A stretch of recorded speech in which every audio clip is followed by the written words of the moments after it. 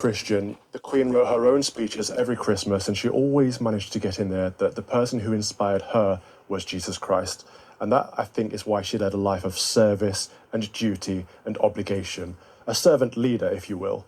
And she put him at the heart of everything. And I think that's important for someone who's a global leader, because they have to be accountable to someone. And for the Queen, that was Christ.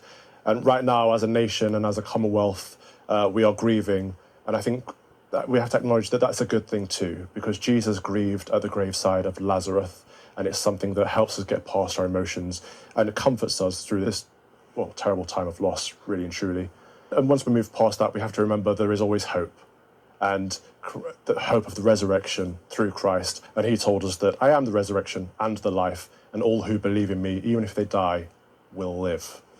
So before she was crowned, when she heard that her father had died and that she was going to become the Queen, she said to us, "Pray for me, that God may give me wisdom and strength to carry out the solemn promise I shall be making, and that I may be faithfully serving him and you all the days of my life." And the beautiful thing is that that is exactly what she did. She served us, her people, her subjects, and she served Christ, her God, all of her life to the very last day. You know, just this week, she swore in the new Prime Minister, even though she was incredibly frail, incredibly old, and obviously ill.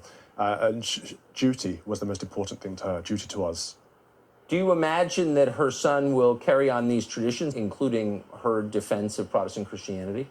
I have to believe that he will maintain her traditions. Her Majesty the Queen Elizabeth II was the defender of the faith. Now, Prince Charles, or King Charles III rather, has been on record before saying he will be defender of the faiths. And I hope that was a slip of the tongue, because we do need a Christian monarch to maintain Christian values in a Christian country. It's okay to have tolerance of people of other faiths and none. That's a British value. But Britain and England is a Christian country first and foremost. And that is where we get our moral compass from. That's where we get our guidance from. That's where we get our values from. And that's where we get our family structure from. So it's important we maintain that throughout. I'm hoping and praying that he will do.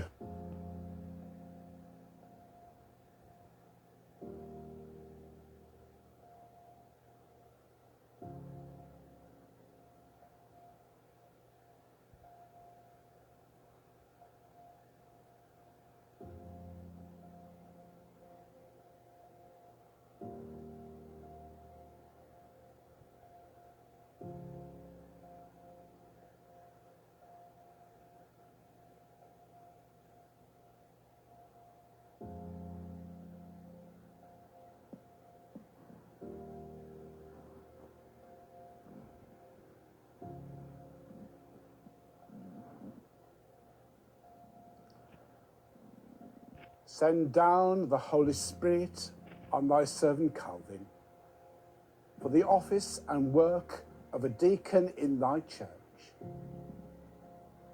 Strengthen him by the gift of thy sevenfold grace. Make him faithful to serve and constant in advancing the gospel in the world. Brothers and sisters, who have heard how great is the charge that this ordinance is ready to undertake, and you have heard his declarations, is it now your will that he should be ordained? Will you continually pray for him? Will you uphold and encourage him in his ministry? By herald for the tidings of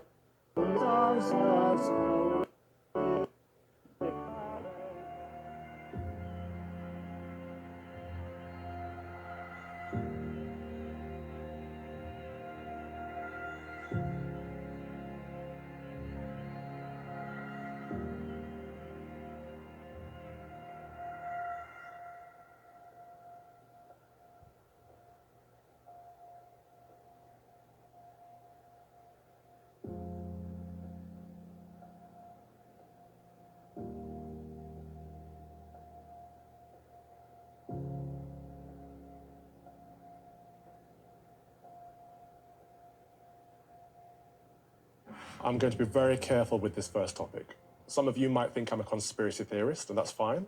But for this monologue, I'm not going to share my own opinion at all. I'm simply going to explain the facts or lay out the facts and let you guys decide for yourselves whether it's a good thing or not. I want to talk about the World Economic Forum, the WEF.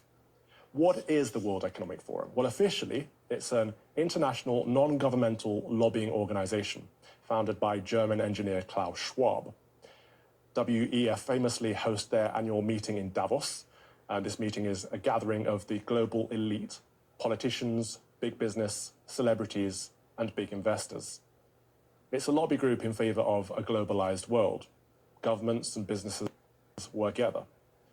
George Soros spoke at Davos in 2011 about redesigning the international monetary system.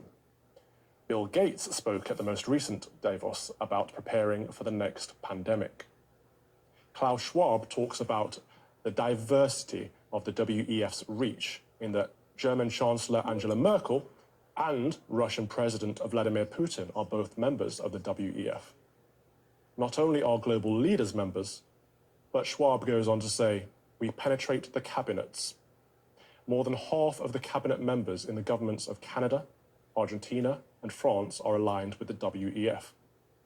In the year before COVID, a quarter of the UK cabinet attended Davos, including Theresa May, Philip Hammond, Liam Fox, Greg Clark, Matt Hancock, Penny Mordaunt, Jeremy Wright, the list goes on and on.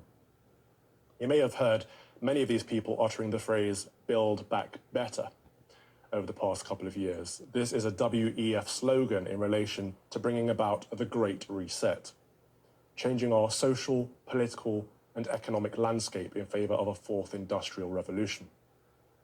It's a campaign slogan parroted by UK Prime Minister Boris Johnson, US President Joe Biden, His Royal Highness Prince Harry, and New Zealand PM Jacinda Ardern. The Mayor of London, Sadiq Khan, as well, to name but a few. It's interesting that they're all singing from exactly the same hymn sheet. Klaus Schwab, founder of the WEF, has released a few books, most notably in 2016, The Fourth Industrial Revolution, predicting social, political, cultural, and economic changes that he said could unfold in the 21st century. His most recent book is titled COVID-19, The Great Reset, in which he sets out a catalyst for this fourth industrial revolution by taking advantage of the pandemic. Klaus Schwab spoke about using the COVID pandemic as an opportunity to bring about the Great Reset.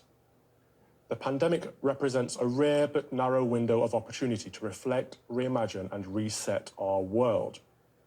His Royal Highness Prince Charles spoke at Davos 2020, saying, as we move from rescue to recovery, therefore, we have a unique but rapidly shrinking window of opportunity to learn lessons and reset ourselves on a more sustainable path. It is an opportunity we have never had before and may never have again. We must use all the levers we have at our disposal, knowing that each and every one of us has a vital role to play, calling this the Great Reset. Last March, these global leaders, including our Prime Minister Boris Johnson, announced a new treaty for pandemic preparedness and response, which would give the World Health Organization unprecedented control over sovereign nations. The idea being that in a time of global emergency, one world government could respond quicker to, and I quote, keep the world safe and serve the vulnerable so everyone everywhere can attain the highest level of health. I'll say that again for emphasis, one world government. In June of this year, the WEF tweeted a promotional message. Welcome to 2030. I own nothing, have no privacy, and life has never been better.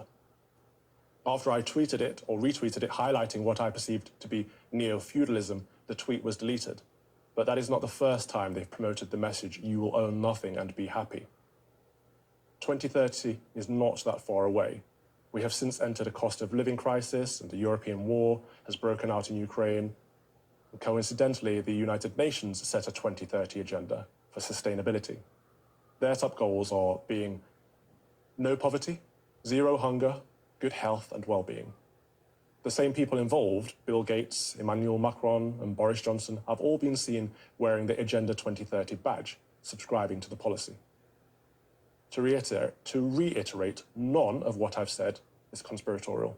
It's all from official literature, all from official websites of the WEF and the UK. The WEF is an unaccountable body of global elites lobbying for a globalist agenda. That's a basic fact. Which raises the question, all of this talk of building back better. We must ask, build back better for whom?